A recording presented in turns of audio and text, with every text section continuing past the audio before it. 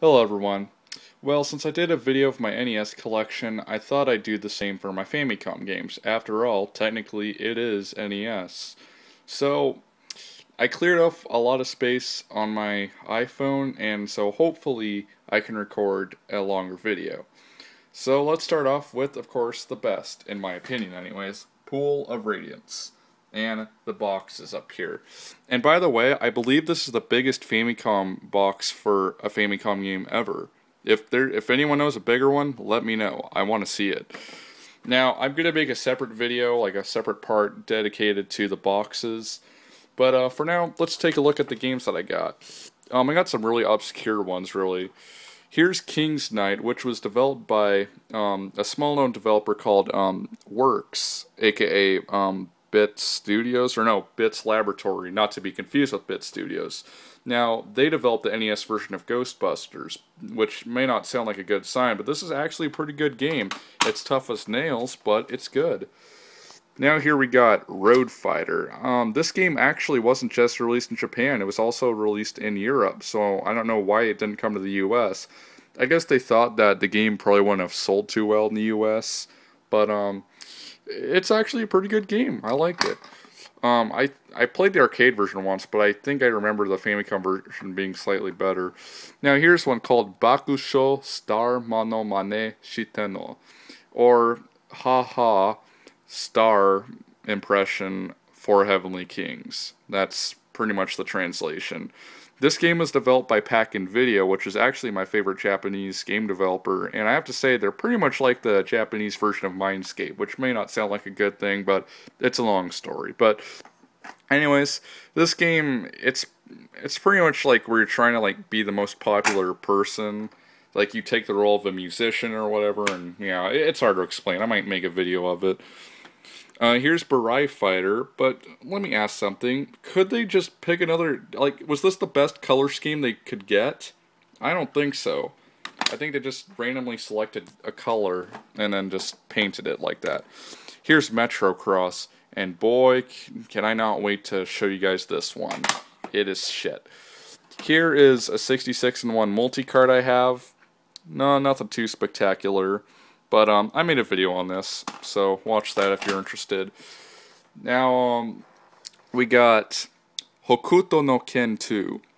And this is pretty much, this is actually the Japanese version of Fist of the North Star, which everyone seems to hate in the US, but I actually like it. Now, it's underrated, and actually the Japanese version is harder than the NES version, so if you're frustrated with the NES version, don't play this. I made it to, I think, stage 4, and there's 8 stages in the game, by the way. Here's a really fucked up one. If you want to play some that makes you think you're on LSD, play this one. 89 Denno Kayusei Yuranai, or Cyber Astrology Horoscope. This game will fuck you up. Then we got Conflict. Again, I have the NES version. Not much different, besides this one's in Japanese. Then here's Ninjin Heiki Dead Fox, or Human Weapon Dead Fox. This is the Japanese version of Codename Viper. Again, same game, just in Japanese. Not much to say. This one's called Seiregari, or Spirit Hunter. And this one is this is a point-and-click game made by Advanced Communication Company, which is, again, the same guys who made Dr. Jekyll and Mr. Hyde. Pretty interesting game. It's got some scary music to that, which I like. Now we got Die Hard, again, made by Pack-In Video. My favorite, probably my favorite movie-based game. I know someone was telling me about GoldenEye, but I'm more of an NES person, alright? Here's Final Lap. I already showed you guys this one. It's an okay racing game. I think I'd like it more if I knew how to play it. Here's Dragon Ninja, aka Bad Dudes in the US. I don't really like that one either. But I got it for free, so hey. Eggerland, Meikyo no Fukatsu. It's Lolo in the US, although that one I don't think ever got released in the US. Actually, I think that one's supposed to be a Lolo too, but I don't know. I don't know much about the Lolo games, besides they were my grandfather's favorite. Here's one by Chemcall called Jinga 8. I think I said that right. Eiyu Densetsu, or Legend of the Galactic Heroes. I have no idea how to play this game. I spent $20 on it, so And there's also a Super Nintendo version, though I've never seen it. A Week of Garfield. It's not as bad as people say, but it's not that good. But I went through hell trying to find this game. I'm glad I got it, though. Then we got Parodia Stop, probably my favorite side-scrolling shooter on the NES or Famicom. They released this in Europe as well, but there was not a US release, and from what I heard it was because one of the bosses is an eagle. But couldn't they just change the sprites? A lot of Japanese developers, and I think Konami did it a few times, they would do they would change the sprites and shit when they released games in different countries. Yeah, in fact Konami did do it. Didn't they do it with Contra, with Probotect or something? Oh well, I have it for the Famicom, and I'm happy. Here's Family Stadium 87, aka RBI Baseball, which is pretty much the best known NES baseball game. I personally do not like it, though. I'm sorry, but it's the truth. Here's Super Pitfall, which I actually believe was developed by Marionette, which is not a good thing since they made Pool of Radiance on the NES. But it's not a horrible game, but it does have its problems. AVG interviewed it. Take a look at that. Here's Hector 87, aka Starship Hector in the US. It's exactly the same as the US version as far as I know, just that the title screens are different because obviously they have different names. Here's Doughboy. I already reviewed that with Mr. Steroids.